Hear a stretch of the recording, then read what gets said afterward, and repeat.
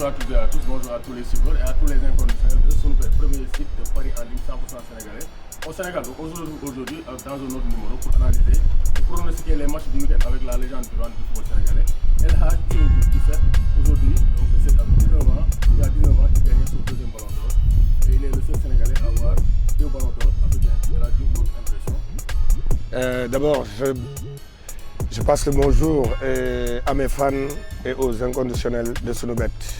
Je dirais que, permettez-moi de le dire en Wolof, pour mes fans du Sénégal d'abord, parce que c'est grâce à eux que li ma defoon ma def ko moo di gagné waat ñaari yoon ballon d'or ñooñu nag laay jël félicitations yi may yónnee yëpp joxaat leen ko parce que nit bu àggee rek dafa am ku ko pousse et je crois que man tey jii dans ma vie footballistique et ma vie de tous les jours si c'est pas la famille sama fan si ñu ma pousse looloo tax man leen félicitations à vous ndokkale encore une fois de plus et maa ngi ñaan yàlla nag beneen sénégalais def lu ko raw parce que il est temps.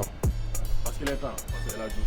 Donc il a été vraiment, il est toujours l'icône du football sénégalais à la tête de Gondor, donc de la génération de 2002. Donc on va attaquer le débrief et les analyses, de même que les pronostics des matchs de ce week-end. Donc on va démarrer par aujourd'hui même, ce samedi, on aura deux matchs à débriefer, la finale de la Copa del Rey entre l'Athletic Bilbao et le FC Barcelone de Lionel Messi. Donc 19h30 GMT ce samedi. Donc comment voyez-vous ce match là? Ce match sera très compliqué parce que pour Barcelone, parce que c'est le favori, c'est Barcelone et surtout au niveau pression.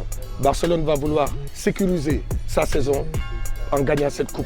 D'abord, le championnat, ils sont encore en course et je crois que Barcelone va tout faire pour gagner ce match. Et pour gagner ce match-là, comme je l'ai dit, si on a Léo Messi, le meilleur joueur de tous les temps, Léo Messi, le meilleur joueur de l'histoire de l'Espagne, Léo Messi, le meilleur joueur d'Espagne tout court et le meilleur footballeur que la terre ait jamais connu. Je crois que ils ont besoin d'un grand Léo Messi pour gagner cette coupe. Mais je crois que le match va être dur parce que quand on connaît les Basques, l'Atlético, c'est des gens qui lâchent rien. C'est comme l'Atlético de Madrid, c'est des gens à qui il faut les tuer pour passer, pour gagner le match. Et je le dis et je le répète, Barcelone va sécuriser d'abord son premier trophée avant le championnat et c'est ça l'institution barcelonaise et c'est un Barcelonais qui vous parle. Je suis pour Barcelone. Voilà, là, je pense que c'est logique parce que le Barça, comme il l'a bien dit, doit sécuriser parce qu'ils n'ont pas le droit de terminer la saison avec une saison blanche, avec la droite blanche. Ça sera un match très donc, difficile comme il a bien les Basques ne lâchent rien. Mais on a vu que lors de la dernière Supercoupe, l'Atlético s'est imposé, l'Athletic Bilbao s'est imposé. Est-ce que ça ne va pas donner des ailes aux Basques? Peut-être oui, parce qu'ils vont se dire qu'ils vont se rappeler de leur victoire. Et comment on avait fait pour gagner contre les grandes équipes comme Barcelone. Je me rappelle, nous, quand je jouais à Bolton ou quand je jouais pour Blackburn, quand on jouait contre Manchester United, Liverpool ou le top 4, on se rappelle de ce qu'on avait fait pour battre un des top 4. Donc, dans leur tête, eux, ils vont se dire, bon les gars, écoutez, on ne va pas compliquer les choses. On va les attendre comme on avait fait. On va jouer sur notre force qui sont aujourd'hui de récupérer et de jouer vite devant. Quand on sait que la défense barcelonaise n'est pas la plus rapide des défenses et d'autant plus qu'aujourd'hui, Barcelone a été bon, même contre Real de Madrid en deuxième mi-temps, quand ils ont fait jouer De Jong derrière.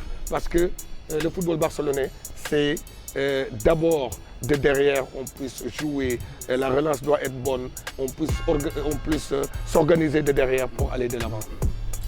Donc le Barça part largement favori face à l'Athletic Bilbao parce que Messi ne peut pas terminer une saison sans trophée. Donc on va quitter l'Espagne pour aller en France.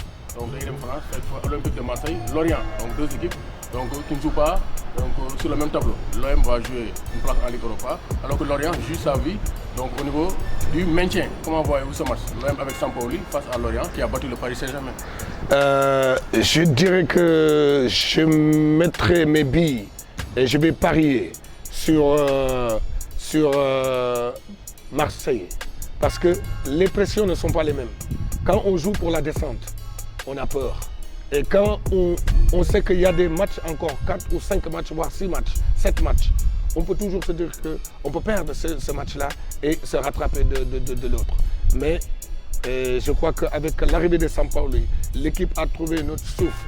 Et je pense que Marseille, s'ils sont un peu plus concentrés que d'habitude, ils peuvent gagner ce match. Mais moi, je mise et je bête sur ce pari sur Marseille parce que la peur au ventre, la peur de ne pas bien faire, la peur de dire que nos supporters sont au-dessus de nous, la peur de se dire que l'année prochaine on va jouer en L2, tout ça va peser sur Lorient.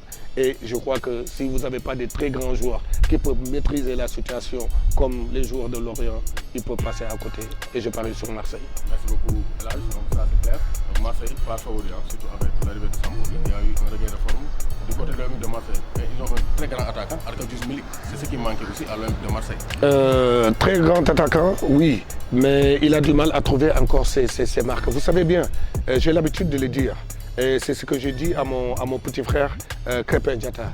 Et j'avais toujours peur aussi de le faire, de quitter un club en mi-saison. Ça veut dire mercato hivernal. C'est jamais bon parce que je l'avais dit à Henri Sédé. Je l'ai dit encore à Krépin Diatta. Parce que tu vas dans une équipe où tout est fait. Où aujourd'hui les mecs ont trouvé leur marque et les amitiés se sont déjà faites. Donc, je sais que c'est un très grand attaquant. Je l'ai vu jouer avec Naples. Très grand attaquant. Mais je crois que s'il reste à Marseille l'année prochaine, il pourra faire une meilleure saison, mais avec des recrues. Parce que Marseille a besoin quand même du 109. Parce qu'il y a même des cadres de Marseille qui doivent sortir de Marseille aujourd'hui pour aller voir ailleurs. Exactement. Merci beaucoup, Elhadj, pour cette analyse pertinente. Donc de ces matchs du samedi, donc Barça, Atlético Barça et Olympique de Marseille. Donc